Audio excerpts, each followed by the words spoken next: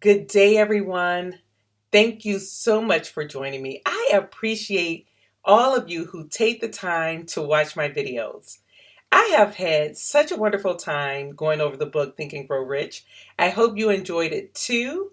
That book is life changing. And I am implementing a lot of the things that I learned from that book into my life now.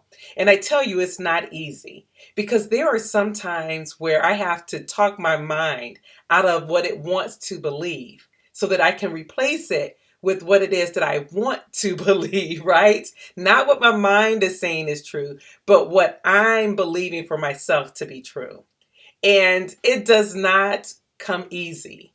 I can tell you this is a practice or something that I truly need to master, but it's going to probably take a lifetime to get to that place because there's always some thoughts, some negative words that you're saying to yourself, that negative self talk, those inner critics, those brain rats, right? It's all of that. The things that don't serve you, that it's that chatter that's going on inside of your head. And sometimes you just have to shut it up.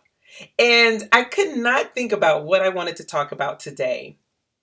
First of all, let me go back and say thank you for all your prayers in regards to my aunt and her transitioning. I appreciate you all so much for that. It was more than I thought. I did not recognize it was going to hit me that hard. My aunt had cancer probably 6 years ago, and it came back, and it came back with a vengeance. By the time she found out, it had covered about 95% of her liver. And so it was nothing they could do. And so we just had to love on her for the 5.5 weeks that we had her. But I thank you all for all your prayers and everything. I kind of was just in this different place and I knew that I had to come out of it. But that's kind of where this conversation is coming from today. I was trying to figure out what do I want to talk about today. I hadn't had anything. I would share my aunt's, or at least my words about my aunt's services, my aunt herself. I will share that in another post, but I wanted to come on here and just talk about the power of the mind. We spent 14 weeks, maybe 15 weeks, talking about Think and Grow Rich, talking about those 13 principles that you can master so that you can have the riches that you want for yourself. But the first word in that title is think. And how do you think? Where do your thoughts come from? They come from your mind. And I was just talking to someone today who had been a wreck for the past few weeks. I had been trying to talk her off the ledge, so to speak, and it just wasn't happening. She had stressed herself out because her blood work came back where it was not good. And there were two major life threatening diseases that they said she could possibly have. And of course, her mind went to the worst like, oh my gosh, I have this. I'm sick on the inside for real. And I'm like trying to tell her, no, you don't know until you go see the doctor.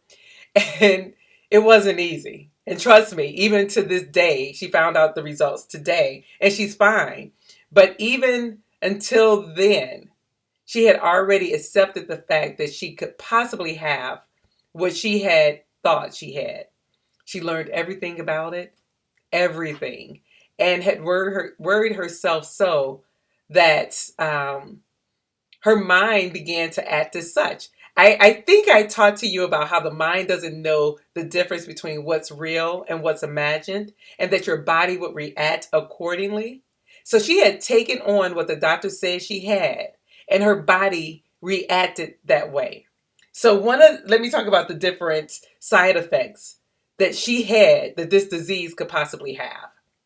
A bruise on the belly, on the right side, which is where her liver was. So one of the issues that she thought she had something to do with liver. Pain on the right side, right where that stomach was. She was having pain. She was having headaches, very difficult headaches to get rid of, headaches that she hadn't experienced before. Swelling in her legs, nausea, the point that she had not experienced that kind of nausea before, dizziness, insomnia, weight loss. She lost 10 pounds in 1 week. 10 pounds, which was a side effect of the disease that they said she could have had, right? Night sweats. Now, people who are of age, women, we know that this can happen, but she hadn't had them before, but all of a sudden now she's having them. And the last thing is that she saw her eyes turning yellow. She thought she had jaundice or was getting jaundice. She had all these symptoms, which were symptoms or side effects of the disease or the symptoms of the disease that she thought she had. One of the two. She had taken them on, and her body began to react accordingly. Now, mind you, I have no idea where the pain on the right side came from. She kind of think that now she know where the bruising came from, although she was blaming her liver for the bruising. Um, Nausea, thinking her high blood pressure may have caused that because she was so stressed out, wondering what was going on with her body and thinking that she may die, even though she was going to fight for her life, right? The weight loss, that's stress. Some of us gain weight, some lose weight. But I tell you, 10 pounds is big for someone who is little. She's about 5'3" or so. So 10 pounds is a whole dress size from a 6 to a 4. The night sweats, the jaundice. I just had to laugh at her today after she told me the news and we could finally breathe and have a sigh of relief. But I tell you, it's amazing what the mind can do based on the story you're telling yourself. She had told herself that she had these diseases. Not just one, she actually thought she may have had two because when she did the reading and according to her blood work, it said that she had two or could possibly have two. They don't know why her blood work was off the way it was, but fortunately she did not have the diseases. But yet she still had the symptoms. And you know why? Because it was here. I remember when I used to work for Medtronic and I worked in the cardiac division and we did pacemakers and defibrillators. So for those who may not know, defibrillators they were internal defibrillators. So they would put them on the heart. So if the heart beat too fast and the person went into sudden cardiac arrest, it could shock the person back to life. People were fearful of the fact that they could get a shock. So fearful to the point that they imagined they had shocks. We would call them phantom shocks.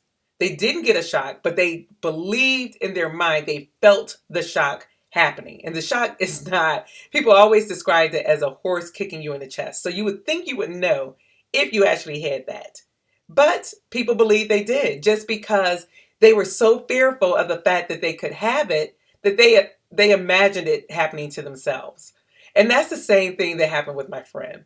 And so I wanted to come on here today because I wanted to ask you a question. And the question is, what are you telling yourself? What story are you telling yourself about yourself that may not be true? We have to be careful about what we let into our mind because our body's going to react. Mind, body, soul, all of that is connected. It's going to react.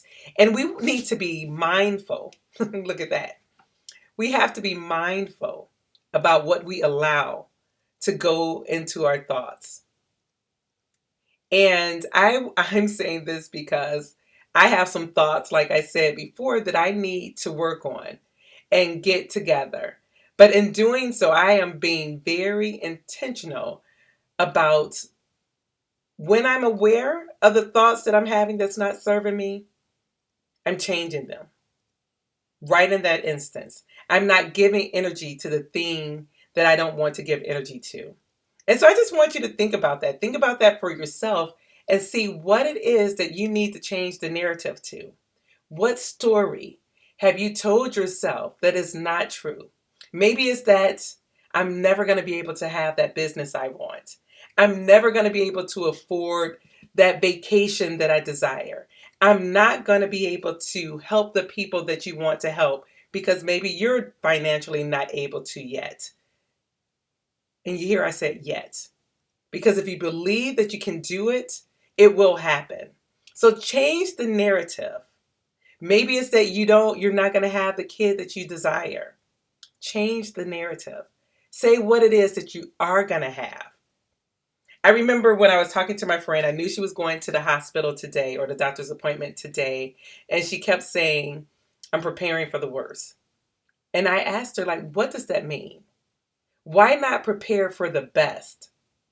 Why not get your mind thinking that it's going to be good news that you hear? Not that you're going to hear the bad news. And then from there, I didn't already figured out what's going to happen next. And I tell you, I asked her because I just wanted to be amused now that we can kind of laugh about this. What were the things that you had in place had it come back that you had these diseases? And she had it planned out. And I really said, are you serious? Like you really thought that far into it, like you gave it that much energy. So instead of preparing for the worst, we should prepare for the best. Think that the best is going to happen to us and believe it. Believe it for ourselves. And then watch God work. That's the first thing that she said to me when I talked to her. God is so good. But he's always been good. Like it didn't just happen when you get that news. He was good before that. Prepare for the best. So that's all I have for today. I'm going to come back and I still am trying to figure out how I want to do my Wednesdays. Do I want to do videos and stay on this or go back to writing the blogs? I don't know. But I did want to come on and give you something today. And that was something that I thought was something you could use. Alrighty. So until the next time, you take care. Look forward to my aunt's. I'm not going to send you the, well, I could send the obituary too. I was going to really forward the post I had posted up on my Facebook page for those of you who may not be connected to me that way. But I will post that just because I want to show you who my aunt meant to me. And I thank you all for the prayers and the words of encouragement as I was going through it. So until the next time, you all take care. Love to you. Bye-bye.